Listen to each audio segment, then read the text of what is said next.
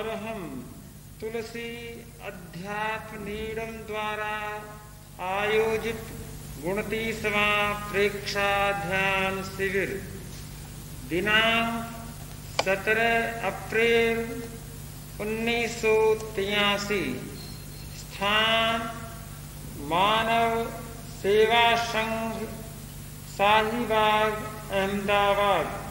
सानिध्य युग प्रधान आचार्य श्री तुलसी, प्रवचनकार युवाचार्य श्री महाप्रज्ञ। विषय भाव और अध्यात्म विद्या। ज्योतिपुंज गुरुदेव, ज्योति की साधना करने वाले साधक का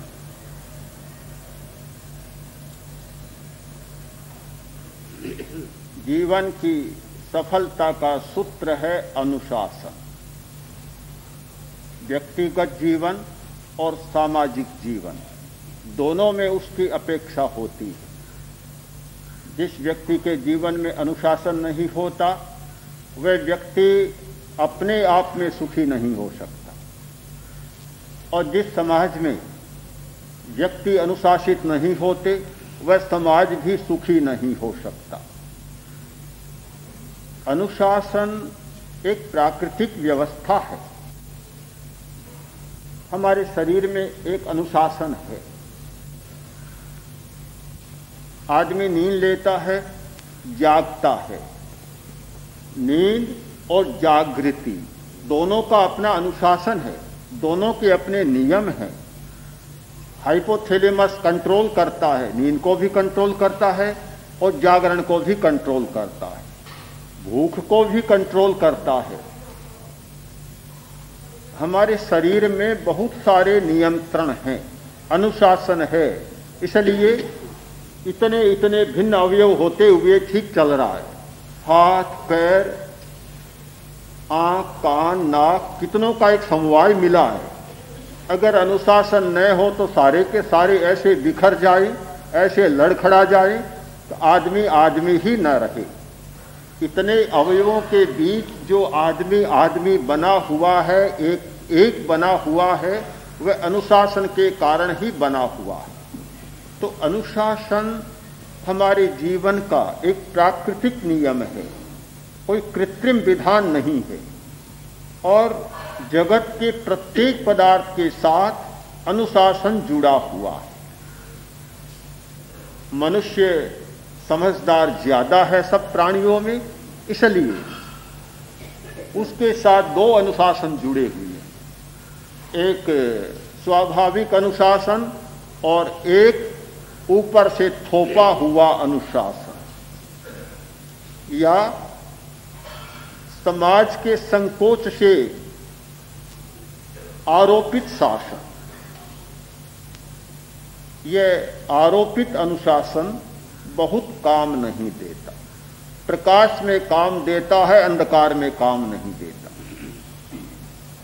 100 आदमियों के बीच में काम देता है, अकेले में काम नहीं देता। वह बुराई को मिटाता नहीं, बुराई को और गहरे में ले जाता है। इतना होता है कि बुराई करो तो सही, कोई आपत्ति नहीं, पर सामने मत करो, छिप कर लो। इतना उससे प्राप्त होता है।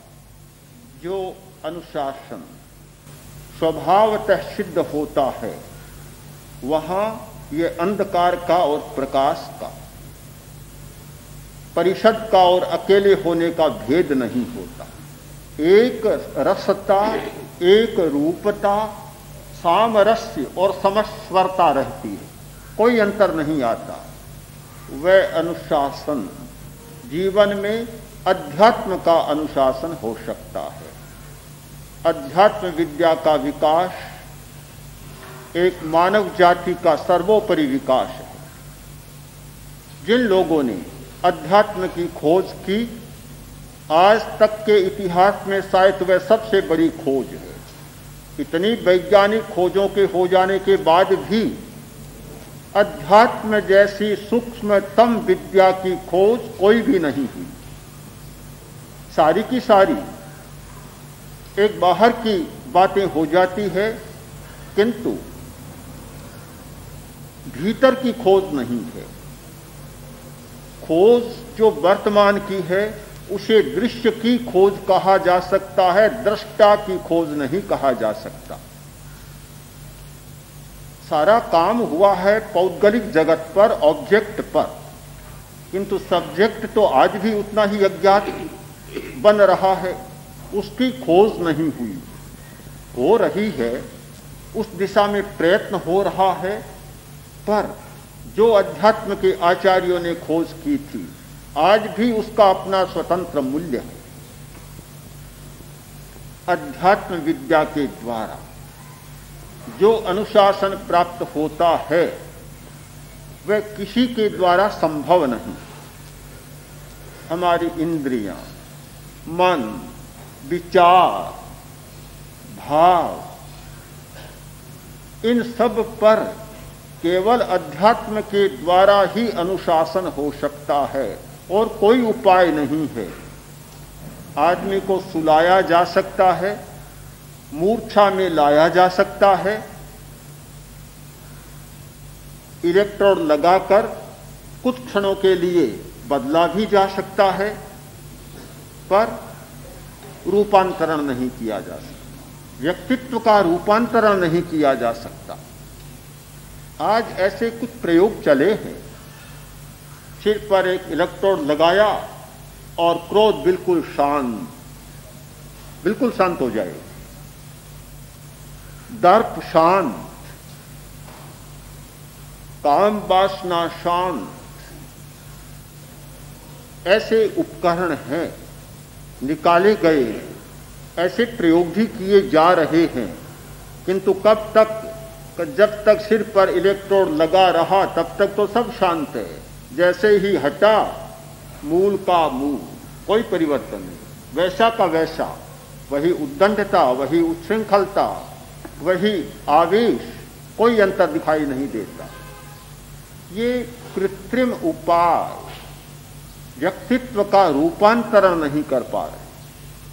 अध्यात्म ने ऐसे सूत्र दिए जिनके द्वारा व्यक्ति बदल सकता है, व्यक्तित्व का रूपांतरण हो सकता है। और वह तब संभव है जब अध्यात्म का अनुभव करें। ध्यान का अर्थ क्या है? अनुभव करना। जब तक अनुभव नहीं किया जाता तब तक रूपांतरण की बात सफल नहीं हो सकती। अभी अभी एक भाई ने पूछा, इतना धर्म का हो रहा है, समाज बदल नहीं रहा। यह प्रश्न एक भाई का नहीं, हजारों हजारों चिंतकों का यह प्रश्न है। जो लोग थोड़ा भी सोचते हैं, चिंतन करते हैं, उनको ऐसा लगता है कि इतना समारंभ धर्म का, इतने प्रवचन पंडाल, इतने धर्म गुरु, धर्म के प्रवक्ता, इतने बड़े बड़े धर्म के अध्यात्म के ग्रंथ, पर समाज बदल नहीं रहा। प्रश्न है, अस्वाभाविक नहीं है, अयथार्थ नहीं है, बहुत वास्तविक प्रश्न है, पर हमारी समझ में थोड़ी भूल हो रही है, थोड़ी भ्रांति हो रही है। इतना धर्म हो, इतना अध्यात्म हो और परिवर्तन न हो, यह असंभव बात, बिल्कुल असंभव। किंतु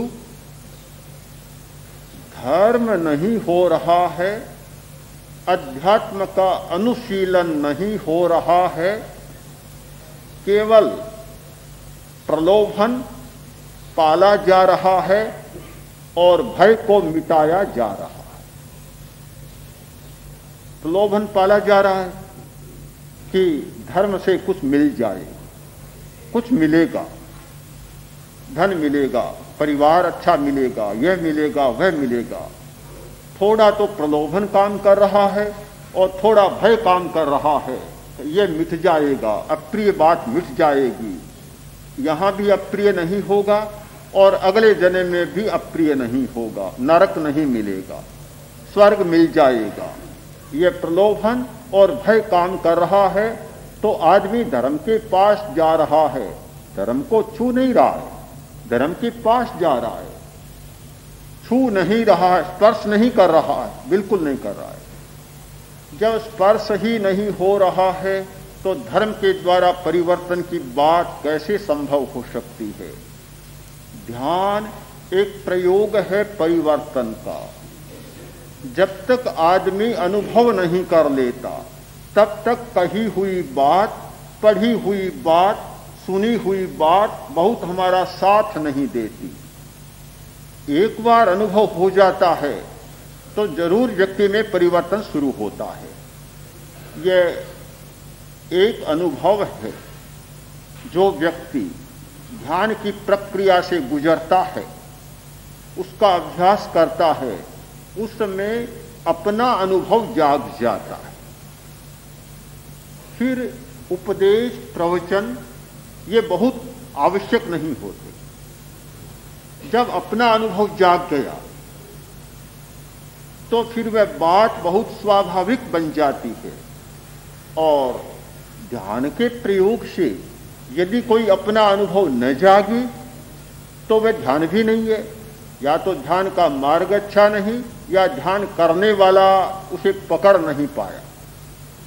यह निश्चित बात है कि जिस व्यक्ति ने सम्यक प्रक्रिया के द्वारा सम्यक अपनी शक्ति का नियोजन किया, उसे 2 दिन पहले या पीछे कोई न कोई अनुभव निश्चित मिलेगा।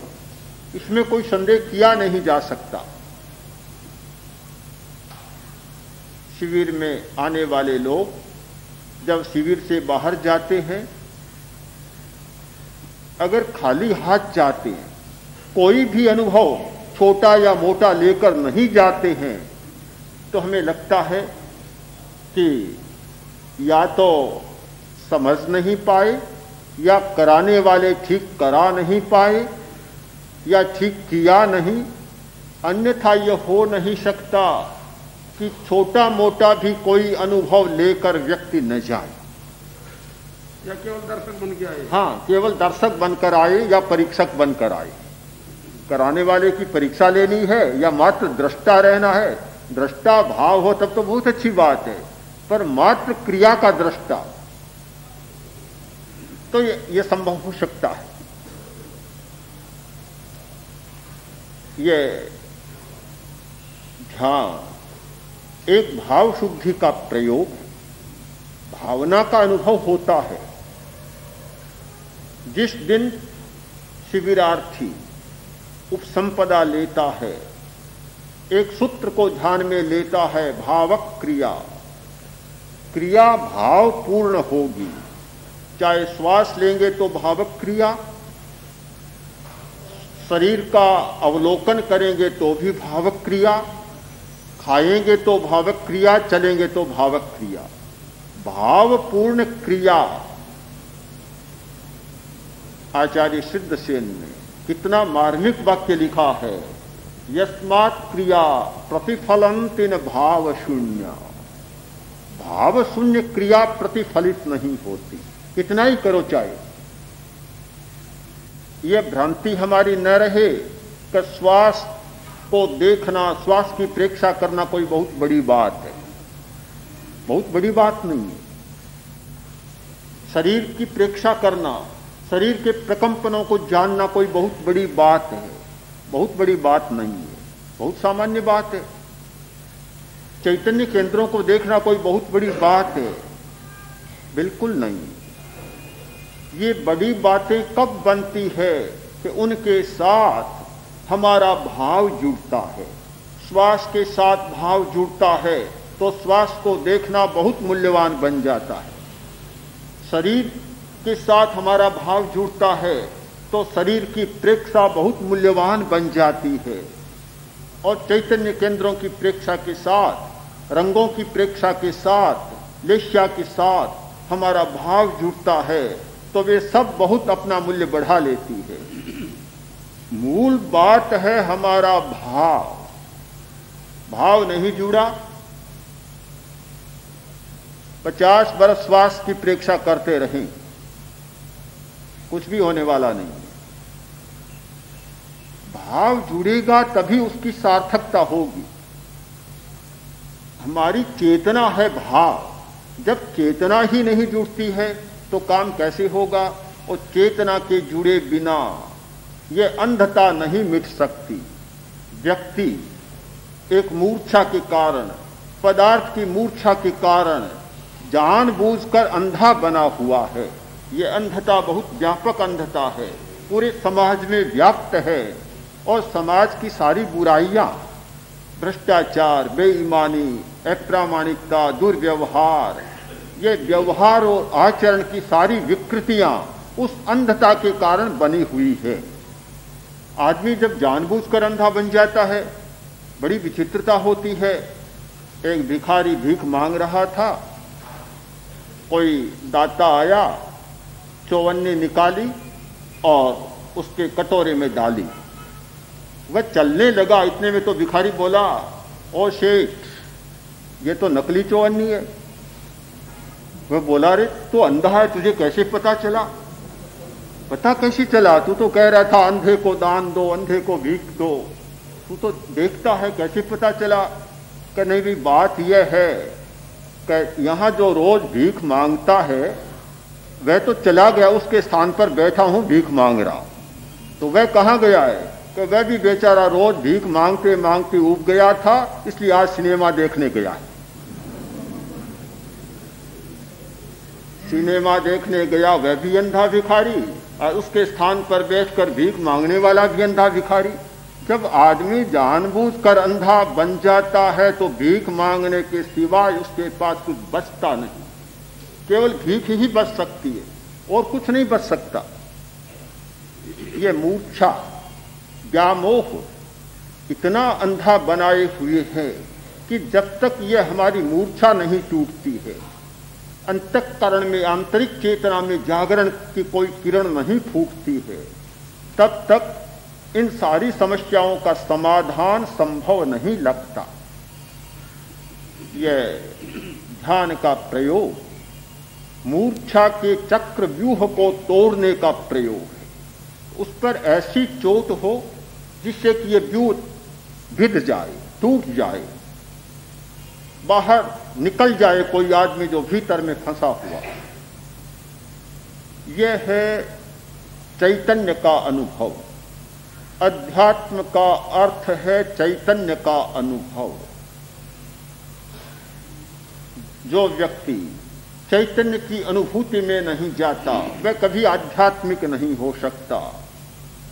मैं नहीं कहना चाहता कि उपासना, कर्मकांड ये सब अनावश्यक ही है, उनका भी अपना अपना एक उपयोग होता होगा, किंतु बाहरी उपयोग है, सहायक हो सकते हैं, किंतु मूल बात है चैतन्य का अनुभव। जो लोग चैतन्य की अनुभूति नहीं करते और केवल उन्हीं में उलझ जाते हैं तो उन्हें धर्म का स्वाद नहीं आता। करछी केवल भोजन को उठा लेती है और थाली तक ले जा सकती है, पर बेचारी सदा खाली की खाली। 1000 बार भोजन को उठाया, अब पूछा जाए कि कैसा स्वाद है, वह तो यही कहेगी मुझे पता नहीं, मैं नहीं जानती, मुझे पता नहीं। वह तो लापता ही रहेगी हमेशा, पता ही नहीं होगा। जब तक हमारी चेतना का स्पर्श नहीं होता, चेतना की अनुभूति नहीं होती, तब तक अध्यात्म का स्फुरण नहीं होता।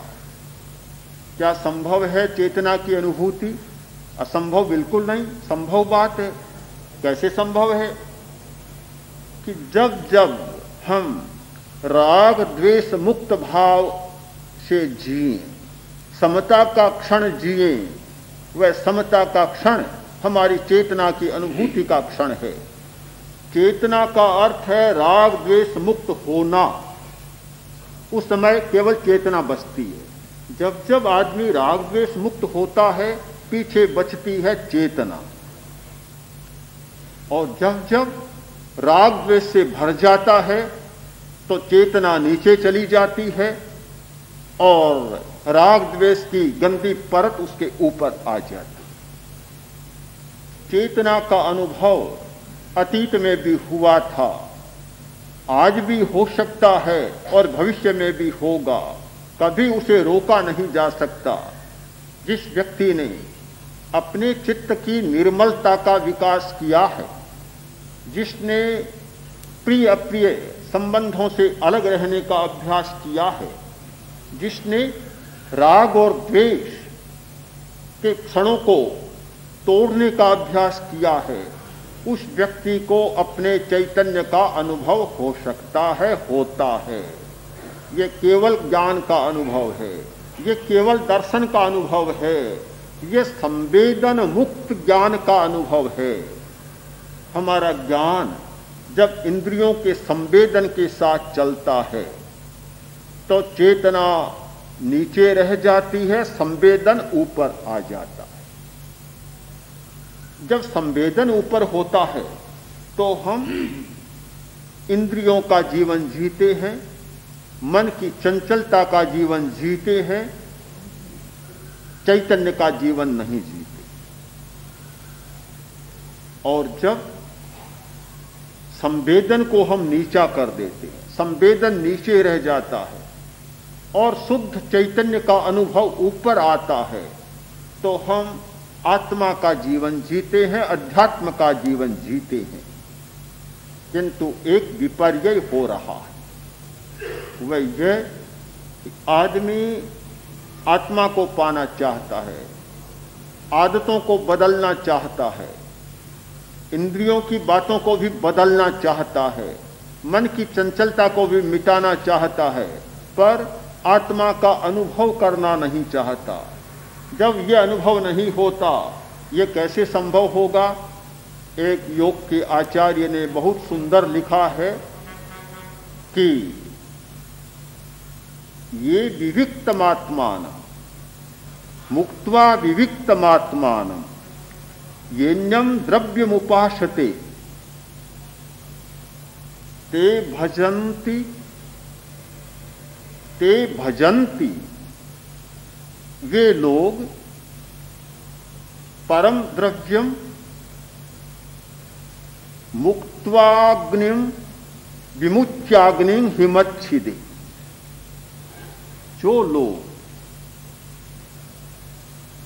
शी को मिटाना चाहते, सर्दी को मिटाना चाहते, किंतु अग्नि, एक तरफ अग्नि जल रही है, एक तरफ बर्फ पड़ी, अग्नि को छोड़कर और बर्फ के साथ सामने जाकर बैठ जाते, मिटाना चाहते हैं सर्दी को और बैठते हैं बर्फ के पास। कैसे मिटेगी सर्दी? मिटाना चाहते हैं मूर्छा को। आत्मा है एक तरफ, दूसरी तरफ है मूर्छा पैदा करने वाले इंद्रियों के विषय और पदार्थ। आत्मा को, चैतन्य को छोड़कर और उनके पास जाकर बैठते। कैसे चैतन्य का अनुभव होगा?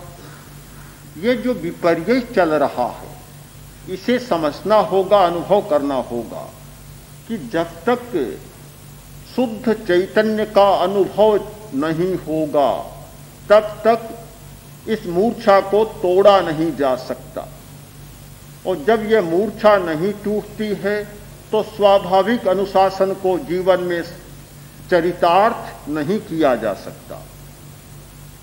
इंद्रियों पर अनुशासन, मन पर अनुशासन, भावों पर अनुशासन तभी संभव है कि हम चैतन्य का अनुभव करें, चैतन्य के पास बैठें, अन्यथा वह संभव बात नहीं है। यह अनुशासन फलित होता है तो आत्मा का साक्षात्कार होने लग जाता है। बहुत लोग पूछते हैं कि हम आत्मा को पाना चाहते हैं, आत्मा का साक्षात्कार करना चाहते हैं, पर अपना अनुशासन नहीं। क्या संभव है आत्मा का साक्षात्कार? कोई भी व्यक्ति अनुशासन के बिना आत्मा का साक्षात्कार नहीं कर सकता। एक आदमी कबीर के पास पहुंचा और बोला, क्या आपने आत्मा का साक्षात्कार कर लिया? क्या आपने परमात्मा का साक्षात्कार कर लिया? कबीर ने कहा, हाँ कर लिया। कर लिया, तो क्या आप मुझे भी करा सकते हैं? क्या करा सकता हूं? तो कराइए। कैसे हो सकता है? उन्होंने कहा कि थोड़े ठहरो, बताऊं। बिठा दिया, पत्नी को बुलाया, आई। कबीर बोले घी का बर्तन लाओ। ले आई। अब क्या करूं? कि मिट्टी लाओ। मिट्टी लाई। अब कि घी डालो और गारा बनाओ। बड़ी विचित्र बात, देख रहा है क्या हो रहा है, बैठा बैठा देख रहा है। पत्नी ने तत्काल मिट्टी में घी डाला, उसे रोंदा और गारा बना लिया कि अब क्या करूं कि भीत को लीपो। भीत को लीपना शुरू किया, सारा भीत को लीप डाला। चली जाओ। चली गई। कबीर ने कहा तुमने देख लिया, ये आत्मा का साक्षात्कार। ये कौन सा आत्मा का साक्षात्कार है? कौन सा आत्मा का साक्षात्कार? कि देखो हो जाएगा, तुम भी जाओ, अपने घर पर जाओ और ऐसा ही करो, तुम्हें आत्मा का साक्षात्कार हो जाएगा। बेचारा उत्साह के साथ गया, देखा बहुत सीधा है आत्मा का साक्षात्कार, थोड़ा घी तो जाएगा और क्या जाने वाला है, कोई बड़ी बात तो नहीं है। 5-10 किलो घी फालतू चला जाएगा, इतने में ही अगर आत्मा का साक्षात्कार होता है, 10 किलो घी से आत्मा का साक्षात्कार होता है, तो फिर 10 दिन प्रेक्षा जान के शिविर में रहने की जरूरत ही क्या है? इतना समय क्यों लगाया जाए? बहुत सीधी बात है। अपने घर पहुंचा और पत्नी को बुलाया, बुलाकर कहा कि घी का बर्तन लाओ। बोली क्या रसोई बनानी है? तो मैं बनाऊंगी, तुम बनाओगे।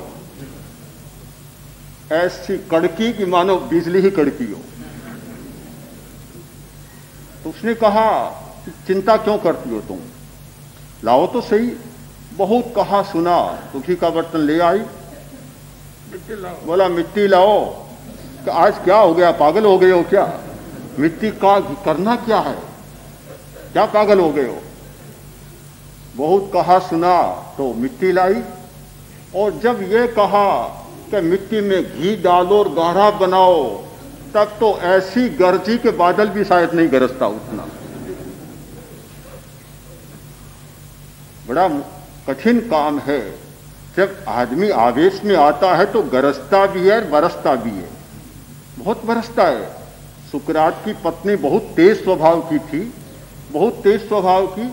और सुकरात बड़ा तात्विक, बड़ा दार्शनिक, जाता वहीं सत्य की खोज में उलझ जाता। बहुत देरी से आया, क्रोध में आग बबूला हो गई। बोली कितनी बार कह दिया तुम समय पर घर आया करो, रोटी मुझे बनानी पड़ती है, रोटी मैं खाती हूं, तुम खाते हो, ठंडी हो जाती है। कितना कहा और इतने में काम बस नहीं हुआ, बना नहीं। पास में पानी की बाल्टी पड़ी थी, उठाई और सुकरात के सिर पर डाल दी। सुकरात बोला बहुत अच्छा हुआ, कोरा में गरज जाता तो फालतू चला जाता, पहले गरजा और अब बरस गया, बहुत अच्छा हुआ। तो बड़ा कठिन काम होता है कि जब गरजते हैं बरसते हैं, तो इतनी गरजी कि तुम तो पागल बन गए। मिट्टी में घी ऐसे ही मुश्किल से मिलता है, कितना महंगा है, कितना भाव तेज है, और मिट्टी में डालूं, मैं तो नहीं कर सकती ऐसा। बेचारा परेशान हो गया और वापस आया। आकर बोला आपने क्या बता दिया, आत्मा का साक्षात्कार तो कहाँ रहा और उस राक्षसी का साक्षात्कार तो मुझे हो गया। कहाँ आत्मा का साक्षात्कार, आपने किया क्या? कबीर ने कहा तुम कहते हो मुझे आत्मा का साक्षात्कार कराओ, जिसका अपने परिवार पर भी अनुशासन नहीं होता, कैसे आत्मा का साक्षात्कार हो सकता है? पहले अपने पर अनुशासन करो। जिसका अपने पर अनुशासन नहीं होता, उसका परिवार पर अनुशासन नहीं हो सकता, और जिसका परिवार पर अनुशासन नहीं हो सकता, उसे आत्मा का साक्षात्कार भी नहीं हो सकता। आत्म साक्षात्कार की पहली शर्त है अपने पर अनुशासन, और वह अनुशासन फलित नहीं होता ध्यान के प्रयोग के बिना। धर्म का प्रयोग पूरा ध्यान का प्रयोग है, अलग नहीं है। ध्यान और धर्म एक ही हो जाते हैं। बहुत सीधी परिभाषा जैन आचार्यों ने की। पूछा गया अहिंसा का अर्थ राग द्वेष मुक्त क्षण में जीना, अहिंसा, अहिंसा धर्म है। पूछा गया ध्यान का अर्थ राग द्वेष मुक्त क्षण में जीना, कहाँ अंतर रहा? जो अहिंसा का अर्थ है वही ध्यान का अर्थ है, कोई अंतर नहीं है।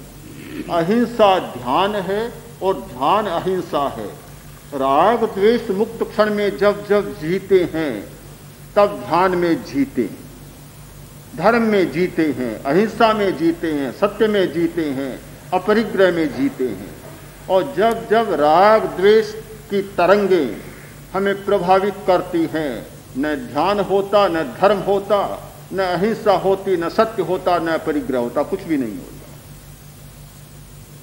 अध्यात्म का जो हार्द है, हृदय है, वह है समता का क्षण। चैतन्य के अनुभव का मतलब है समता का क्षण। जिस व्यक्ति ने समता का मूल्यांकन किया है, इन दो तटों के बीच में प्रवाहित होने वाली समता की धारा में अवगाहन किया है, निमज्जन किया है, वह जान सकता है कि चैतन्य क्या है। उस व्यक्ति को पता है कि चैतन्य क्या है, वह चैतन्य को बहुत अच्छी प्रकार से जान सकता है। ध्यान का अभ्यास करने वाले व्यक्ति इस बात को न भूलें कि सारी क्रिया, सारा अभ्यास जो किया जा रहा है वह भाव शुद्धि के लिए किया जा रहा है और भाव शुद्धि के साथ किया जा रहा है। भाव शुद्धि के बिना जो किया गया है वह बहुत कम मूल्य का होगा। आसन, प्राणायाम, अंतर्यात्रा, कायोत्सर्ग, श्वास प्रेक्षा, शरीर प्रेक्षा, चैतन्य केंद्र प्रेक्षा, लेश्याध्यान और अनुप्रेक्षा, ये सारे प्रयोग हैं। अभ्यास की विधियां है, प्रक्रिया है। प्रयोग किस लिए है? आगे पीछे एक ही बात, एक मक्खन के कास, गाय रखना, गाय को खिलाना, पिलाना, चराना, दूहना, दूध को गर्म करना, दूध को जमाना, दही बनाना और बिलोना, कितनी लंबी प्रक्रिया है। किस लिए? एक मक्खन के कास, एक मक्खन को पाने के लिए, नवनीत को पाने के लिए, स्नेह को पाने के लिए, और कोई उद्देश्य नहीं। उद्देश्य वह है, यह जितनी लंबी प्रक्रिया है तो प्रेक्षा ध्यान की प्रक्रिया भी लंबी चौड़ी है। ठेठ गाय को लाना, बाजार से खरीद कर वहां से लेकर और बिलोना करने तक की पूरी प्रक्रिया है। कितने करने पड़ते हैं, अभी अभी नाम मैंने गिनाए। इतना सारा करना पड़ता है और 10 दिन में तो करने वाला थक जाता होगा कि आज कुछ, कल कुछ, पता नहीं क्या क्या कराएंगे। इतनी लंबी चौड़ी प्रक्रिया है। ये प्रक्रिया है, पर किस लिए? एक मक्खन के काज, एक भाव शुद्धि के लिए, एक चैतन्य के अनुभव के लिए। वही उद्देश्य है, वही प्राप्ति है। आसन भी कोरे स्वास्थ्य के लिए नहीं। कोरे स्वास्थ्य के लिए करेंगे तो छोटी बात हो जाएगी। आचार्य भिक्षु का वह सिद्धांत बहुत महत्वपूर्ण है। उन्होंने प्रतिपादन किया कि पुण्य के लिए धर्म मत कर। पुण्य के लिए किया जाने वाला धर्म बहुत ओछा पड़ जाता है, बहुत छोटी बात हो जाती है, परमार्थ की बात नहीं रहती। धर्म करो केवल निर्जरा के लिए, केवल आत्मशुद्धि के लिए। उन्होंने एक उदाहरण के द्वारा समझाया, खेती करने वाला खेती करता है पर तूड़ी और बूसी के लिए खेती नहीं करता, खेती अनाज के लिए करता है। अनाज होगा तो तूड़ी और बूसी तो अपने आप होने वाली है। जहाँ धर्म होगा तो पुण्य अपने आप होने वाला है।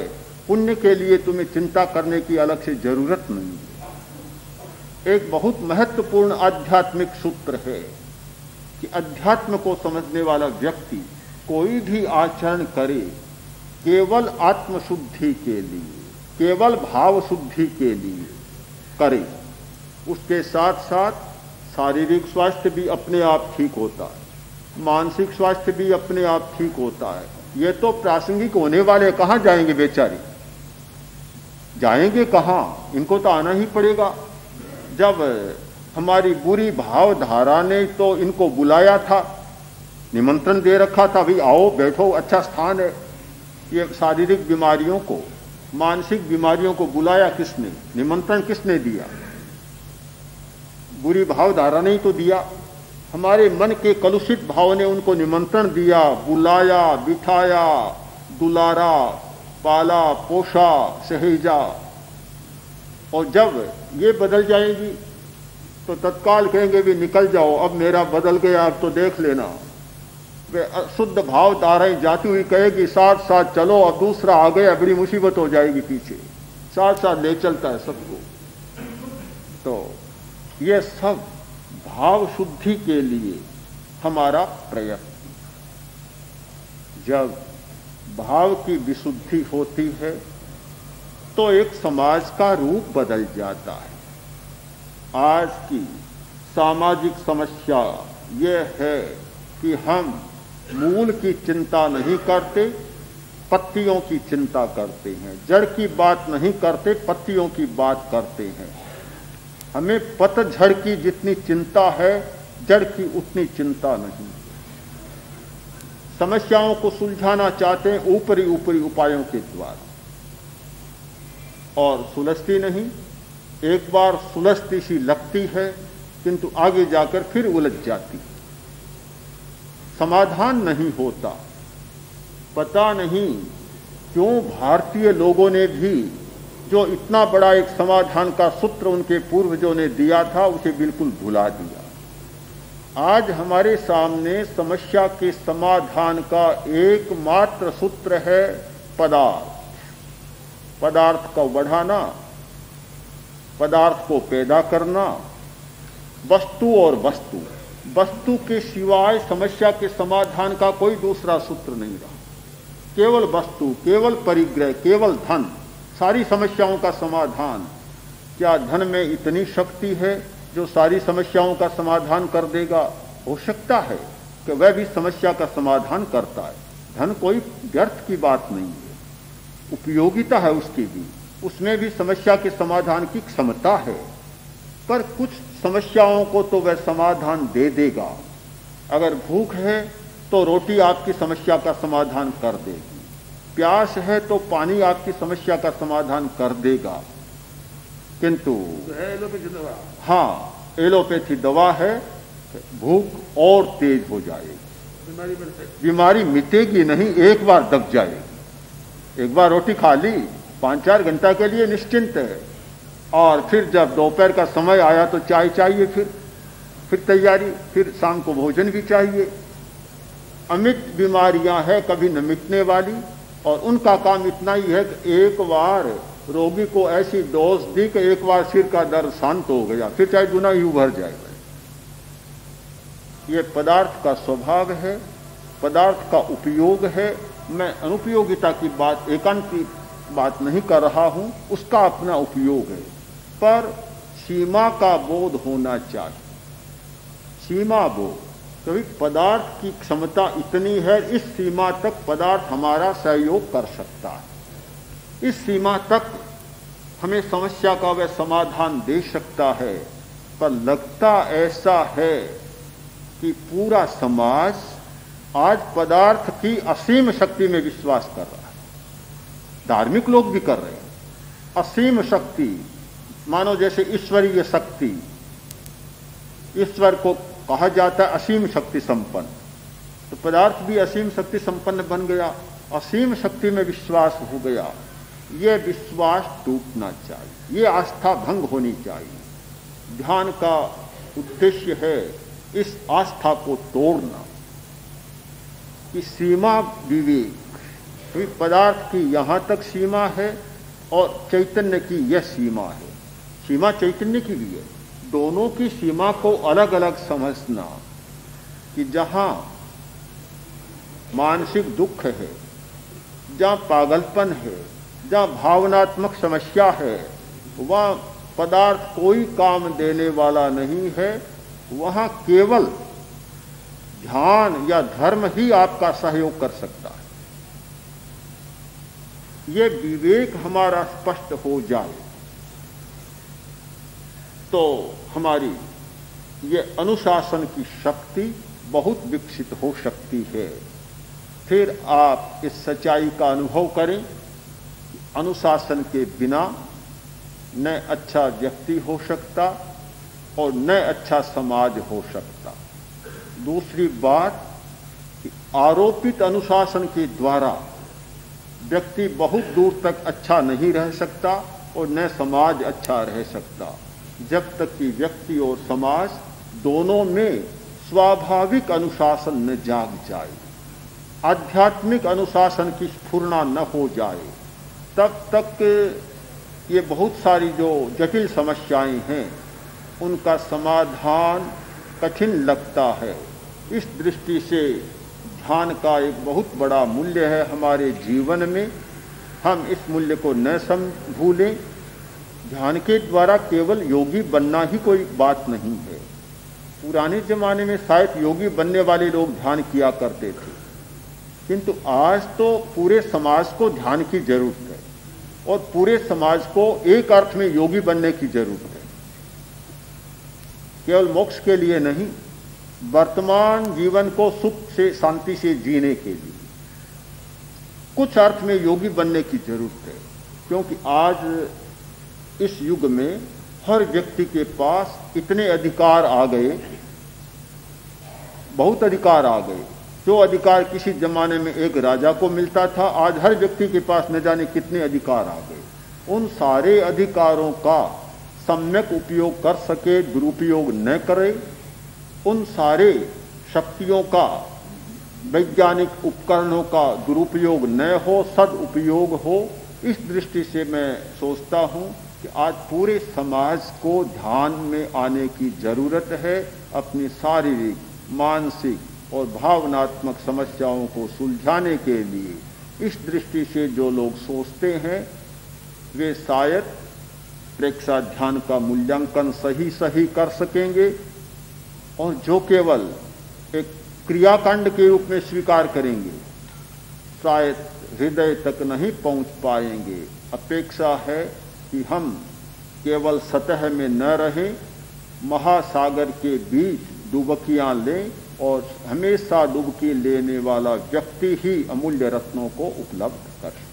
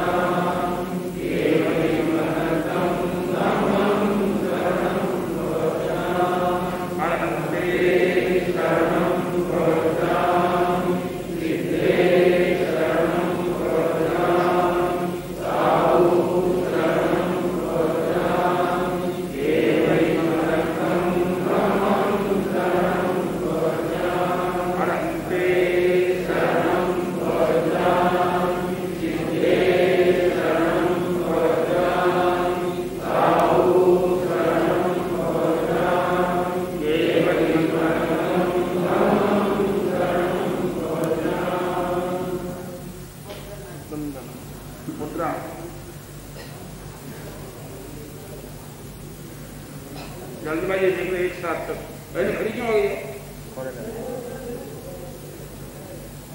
यहाँ जहाँ जाओ वहाँ के अनुशासन का ध्यान रखा करो, वहाँ की क्या विधि है। ये व्याख्यान का स्थान नहीं है, ये प्रशिक्षण का स्थान है।